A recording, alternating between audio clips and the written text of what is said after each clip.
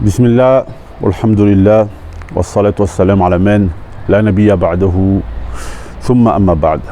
Alors mes frères et sœurs, aujourd'hui je voulais parler avec vous d'un sujet qui est de plus en plus important.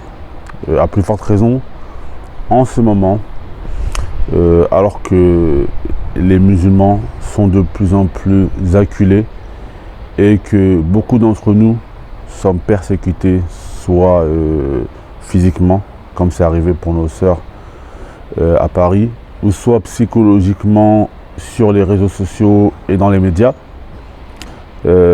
partir et quitter la France, faire la hijra, devient une envie qui est de plus en plus pressante chez beaucoup de monde. Et donc, beaucoup de monde viennent et me posent des questions quant à la hijra. Donc je voulais faire une vidéo aujourd'hui où l'on parlerait de comment bien se préparer et afin de réussir la hijra. Bismillahirrahmanirrahim. Wassalatu wassalam ala man la nabiyya ba'dahu thumma amma ba'd. Alors pour réussir la hijra, mes frères et sœurs, il y a énormément de facteurs qui vont rentrer en compte. Et beaucoup de personnes n'ont pas réussi à décoller, à faire la hijra, ou d'autres personnes n'ont pas réussi à se maintenir en hijra parce que malheureusement il manquait énormément de facteurs qui pouvaient leur permettre soit de réussir ou soit de décoller pour faire cette hijra. Alors parmi les facteurs les plus importants, alors on avait déjà parlé la dernière fois de tout ce qui est les facteurs dans le fait de placer sa confiance en Allah Azza wa Jal. Ça on sait que c'est une base, il n'y a rien qui pourra se faire sans le fait de placer sa confiance en Allah Azza wa Jal. Mais là on va parler à peu près ici de tout ce qui est technique. Quels sont les facteurs qui sont très importants et qui vont nous aider justement à réussir cette hijra. Alors parmi ces facteurs importants, mes frères et sœurs, à mes yeux, il y a le fait de ne pas perdre de temps. Moi, je connais beaucoup de frères qui sont encore en France et qui malheureusement, ceux-là, parce qu'ils ont perdu du temps. Et lorsque l'on perd du temps, ça peut après être prépondérant et ça peut nous retarder à un point où cela devient difficile. Lorsque l'on a des enfants, ça devient plus cher pour faire la hijra parce qu'il faut payer plus de billets d'avion. Il faut prendre en considération le fait que pour les enfants, le changement ne va pas être facile. Moi, je connais un frère, mes frères et sœurs, il a fait quoi? Avant de se marier avec son épouse, il a mis comme condition qu'il devait faire la hijra. Et le fait de se marier avec une femme qui a la même vision des choses que nous et la même intention, c'est vraiment important. Le frère, avant de se marier avec son épouse, ils ont mis eux deux l'intention et il a mis comme condition qu'il devait faire la hijra. Avant de se marier également, il a pris les billets d'avion directement pour partir avec son épouse. Et cela fait qu'ils sont restés en France 3 jours, puis ils ont fait la hijra. Et le frère, depuis toutes ces années, il vit avec son épouse en hijra et ils sont revenus en France que quelques fois pour voir la famille. Et Allah Azza wa Jal, plusieurs fois dans le Coran, il nous dit « Wasabiku » et empressez-vous à faire des bonnes actions. Il y avait un homme à l'époque du prophète sallallahu alayhi wa sallam dont le nom ne me revient plus. Cet homme un jour, il avait vu le prophète sallallahu alayhi wa sallam qui était en train de prier avec Khadija radiallahu anha wa ardaha et Ali radiallahu anhu. Et cet homme était à la Mecque, il était venu pour faire du commerce. Et lorsqu'il a vu le prophète sallallahu alayhi wa sallam prier à la Kaaba avec Khadija et Ali, il a demandé aux gens autour de lui quelle était cette religion. Alors les gens lui ont dit, veux-tu qu'on te présente Mohammed, le prophète sallallahu alayhi wa sallam? Il s'est alors détourné et n'a pas voulu rencontrer le prophète sallallahu alayhi wa sallam. 23 ans après, lorsque le prophète sallallahu alayhi wa sallam est revenu conquérant à la Mecque, cet homme, il s'est converti à l'islam, c'est un compagnon. Mais il était triste et il pleurait. Et le prophète sallallahu alayhi wa sallam lui a alors dit, ne sais-tu pas que l'islam efface tout ce qu'il y avait avant? Et cet homme, il a dit au prophète sallallahu alayhi wa sallam, ce n'est pas pour ça que je suis triste, mais je suis triste car un jour, je t'ai vu prier toi, ton épouse Khadija et Ali radhiyallahu anhu, alors qu'il était encore jeune. Et il a dit, si je m'étais converti à ce moment, j'aurais été Ruba' al-Islam. Ça veut dire que j'aurais été le 4e musulman. Donc cet homme, il était triste car il ne s'était pas empressé à faire ce bien et il lui a manqué énormément, d'événements. Car vous savez que les meilleurs des compagnons, ce sont ceux qui sont convertis avant, les Muhajirin, après Al-Ansar, etc. Donc également, mes frères et sœurs, pour faire la hijra, il faut vraiment s'empresser, il ne faut pas laisser les choses tarder.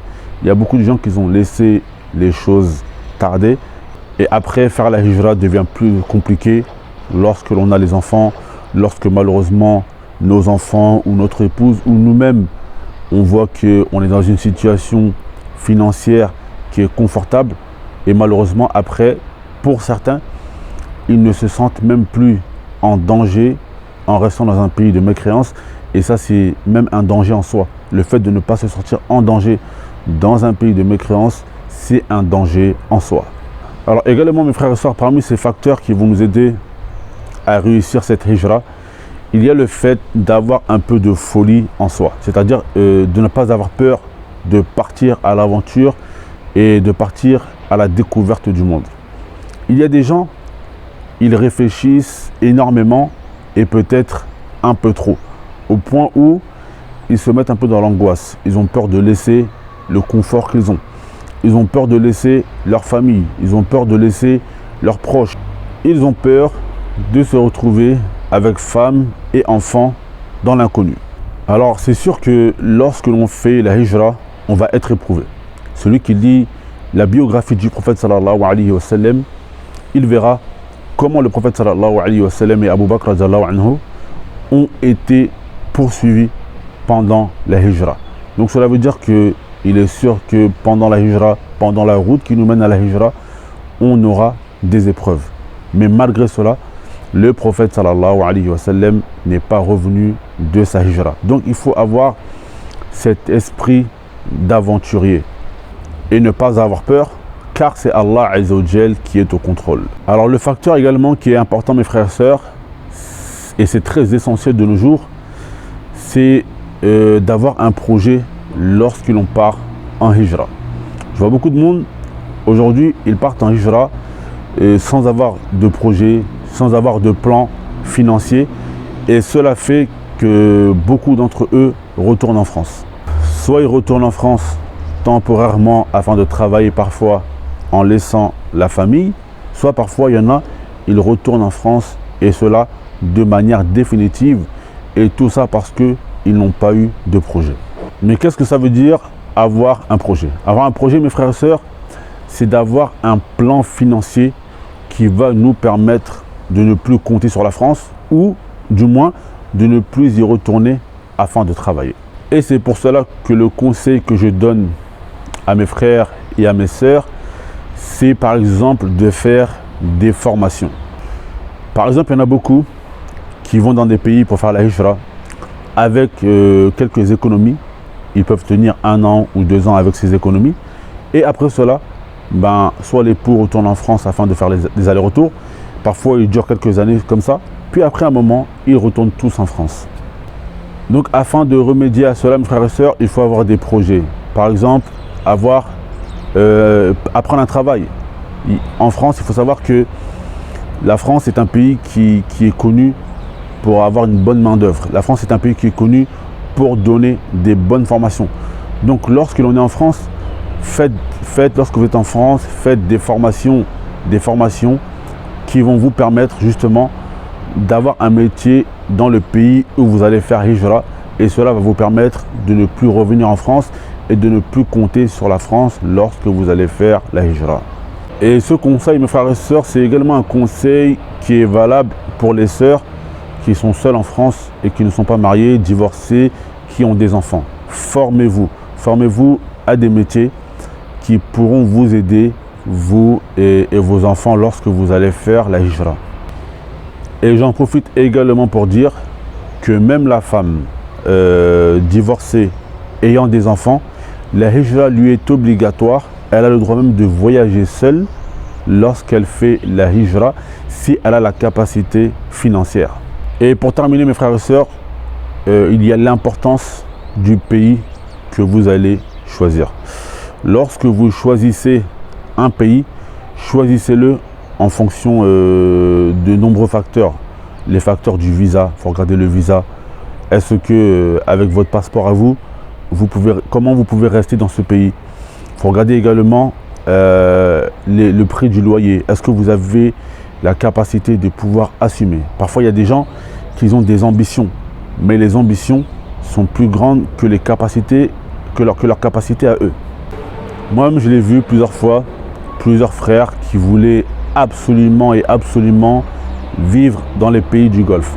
Alors les pays du Golfe, en général, on sait que la pratique de l'islam, elle y est meilleure. Mais il faut également regarder le côté financier. C'est des pays qui sont en général chers. Et ce n'est pas tout le monde qui a la capacité de rester là-bas. Et c'est également des pays où pour obtenir un contrat de travail, il faut avoir généralement de bons diplômes. Donc vraiment, il faut que vous regardez tous ces facteurs, le pays, regardez comment vous allez pouvoir rester dans ce pays, l'éducation de vos enfants. Est-ce que ce pays vous offre une bonne éducation pour vos enfants au niveau de l'école? Est-ce que les tarifs des écoles, et est-ce que les écoles seront de bonnes écoles pour vos enfants? Donc mes frères et sœurs, ça c'est à peu près toutes les choses qui sont très importantes afin de pouvoir réussir votre hijra. Donc j'espère, Inch'Allah, par cette vidéo, vous avoir apporté certaines choses qui pourront vous aider dans la voie qui vous mène à la hijra. En tout cas, je demande à Allah Azza wa Jal de faciliter à tout un chacun cette adoration. Innahu waliyu dhalika wal qadiru alayhi walhamdulillahi rabbil alamin.